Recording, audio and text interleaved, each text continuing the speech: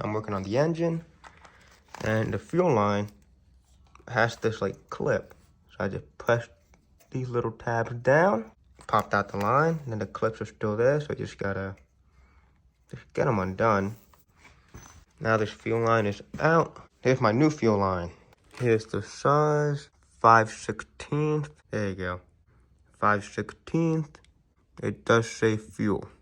Another way you can assume the size is, I just test fitted it with a brake line. I was able to shove a brake line in here. So when I had Advanced Auto Parts, I just guessed what size. So they have brake lines to fit in. That's what I did. And that's when I found out this one works perfectly. It's a nice, snug fit. And then with a little hose clamp, that baby will not get loose. This is too perfect. You want it to be kind of long enough. I just went arm length. And that gives me enough room to place it anywhere. Check it out. Fuel lines like that. I was able to return some of the old clips that hold the line. That is gonna look so clean. Time to tap that off because you just don't want some random stuff going into your injectors. In the engine bay, same thing. You wanna do these. These little green tabs, you just press them in, pop them out. It can be a little tricky, but it'll come off. Wow. Oh, what do you know? It broke. Oh, this shit sucks. I'm just probably gonna break it with a flathead. Shove this in there and destroy that clip. You won't be needing it.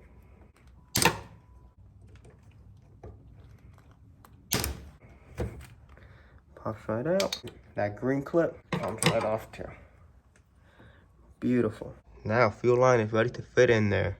And if you look, I bent mine to be this way, because before it used to be pointing that way. Oh yeah, something I started doing, painting the engine bay. This time make it look a little cleaner. I maxed off the little sticker for the AC, just like that. Engine bay has been painted. It's just a rattle can quick paint job. I don't need it to be perfect. I just want it to look cleaner than how it was before. The good thing about the black, it hides a lot of the ugly drilled out spot welds. Pretty damn happy with it. Engine is almost ready to go in. Only thing I need left really is just a belt. If you're adding a power steering pump off of almost any K series engine, so K24s or K20 from the A3 or Type S, they're all the same. Only difference with the accessories should be the crank pulley, because this guy is a little different. So the Z3 is identical to the A2 crank pulley. Then the K20 Z1 is identical to the ITR K20A pulley. It's the smallest one you can pretty much get. And then the A3 has a really large crank pulley, which is basically like the K24s. So that's some difference with the crank pulleys. Found out you can't use the K20 Z1 belt. So after a lot of running around, a lot of places didn't have them. Napa had it for too damn expensive. Advanced Auto Parts didn't have them. AutoZone had them for an actual reasonable price. And just like that, we got a new serpentine belt. So there's a K20 Z3 with a power steering pump, and I'm using a K20 A2 serpentine belt. So from 02 to 04, those belts will work on here. And there's the part number. I got it from AutoZone, $21.99, $22. Pretty damn happy with that. That is a big step in the right direction. Well, next thing I'm gonna do, put this bracket on the side. I think I'm gonna put on the headers, and I'm gonna start preparing to put the subframe in the car because I need to get the engine in ASAP. Next problem I'm running into, I don't really have any hardware for this bracket. Usually a stud goes in here, you put a nut over it. This one for my D17, it doesn't work. Then I believe I got some from an RSX, and they also don't work. So I believe the side engine mount bracket requires like big bolts. So I got some big bolts here. The problem is they have a big space. This one I was able to find this cylinder piece and a little washer, and they tightened it just enough. Now that's solid. This guy, I don't really have enough washers. Not sure what I'm gonna do right now, but that's the next issue I'm dealing with.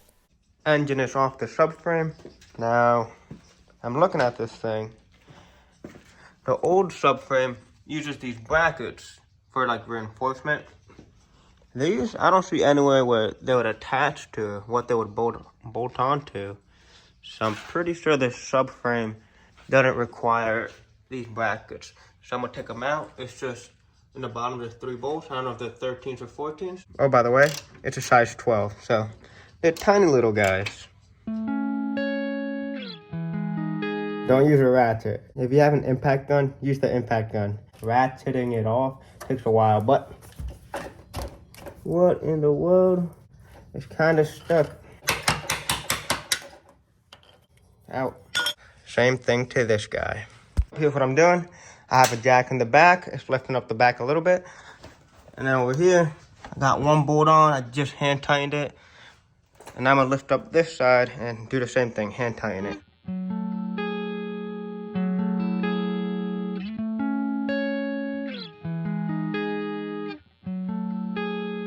I got this subframe on. Now I was noticing that this was hitting really early.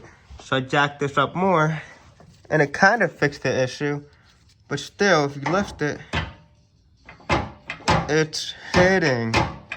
When you look up here, that looks like a circle. So I believe there's either like a big metal washer or like a bush. Hopefully that's something I'm missing. If not, I'm not sure what to do, because if you look at this subframe, this one has like a little curve to it. Only solution I can think of is just trying to bend this lip down. It doesn't go all the way up. That's why it maxed out. So I'm gonna either hammer it or get it adjustable and try to see if I can bend it. The thing is, this stuff is thick. Dude, engine is so close to going in. And then now I gotta take the subframe back out. So that was my plan, put the wrench here and put my foot down. But then I found out that it does work. It's bending it down. That's sick. And look at that, it went down. Oh, that's awesome. I'm gonna repeat the same thing here. You see, I made a little line. Oh, you see it. Put the wrench in here, tighten it up a little. One side, other foot here. And wow, it's actually bending it. That is so good. I'm gonna bend the crap out of mine. So I'll be right back, but it's a great solution. Alrighty, and there you go. I put a hammer down here, put wrench, smash down, and see, it's nice and bent. Beautiful curve right there. I'm gonna curve a little bit more just for my own safety, and it should bolt up. That is sick.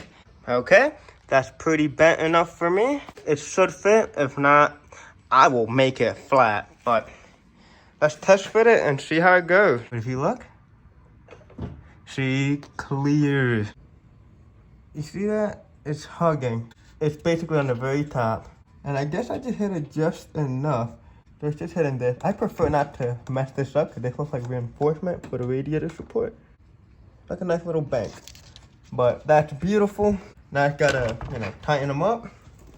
And just like that, subframe is home, and I'm kind of eager to drop the engine in.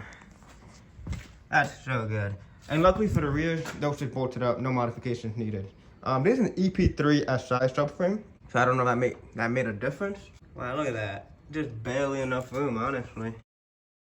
So, if you have an EP3 subframe, make sure you hammer the shit out of it. If you have an R6, I'm not sure if you have to do this, but probably for safety precautions, I'd probably try to bend that way I could. It wasn't too bad. It was pretty damn easy. Time to tie in all 4 subframe bolts.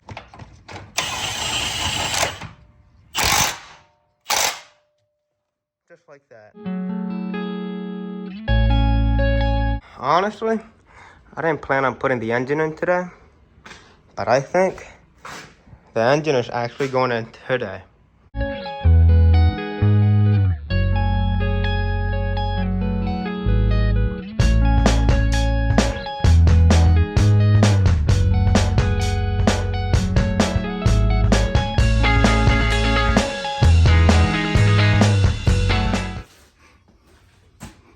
I'm so freaking happy, dude. After a lot of hours, a lot of work. So we got a little scratch right here. But dude, oh my goodness. right at home for now. I still haven't put the bolt for the transmission yet, but the front went in like butter. There's so much room. I have the RSX mount right here. Look at that. It looks ready to get welded in. I cannot believe how good it fits in here. That's incredible. I guess the only thing left really is I'm gonna put that big bolt on the transmission in the back. And something else I wanted to add. At first, it did not look like it was gonna go in. It was so tight, but I trusted myself, and dude, it does fit. It just doesn't look like it'll fit, that's all. Oh my goodness. Rear mounting bolt is on. Front one is on as well. Now I could basically drop it. I'm just gonna put it down slowly until there's a good amount of weight. And once there's a good amount of weight, then I can start, mock up some engine mounts. I'm gonna just drop it a small bit. I dropped it a small bit. I'm looking at this, kind of tight here, but it fits. And not only that, there's so much room here for activities. So the intake will be right at home, and the battery will sit right there, just like OEM. And that's why I'm glad I extended these, because these will be going to the fuse box. Sorry if I'm just giggling so much. I'm just so damn hype. It fits in, First thing I'm gonna try to put on, the transmission mount. Or the side engine mount, or side transmission, whatever you call it. I'm gonna pop this bad boy into place. This guy's right at home. Next, this guy. So this is what I have to make. To drill out a hole, and then put a nut and bolt set up here. And this top guy, here we have this RSX mount that drilled out the spot welds from the RSX. But as you can see that's gonna go over here, and it'll be bolting up to there. And if I'm seeing, this is pretty low, so this is probably gonna raise the engine or transmission up.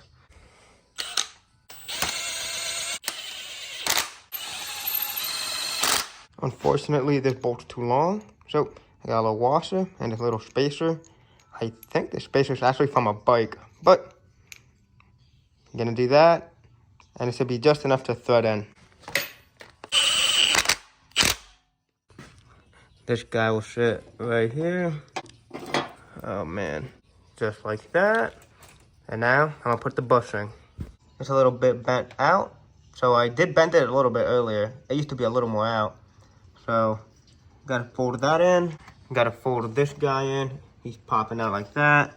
This one, that's too much of a gap. So I'm gonna make a little bracket, like a little L bracket or something. So it doesn't, I'm not gonna bend it that much.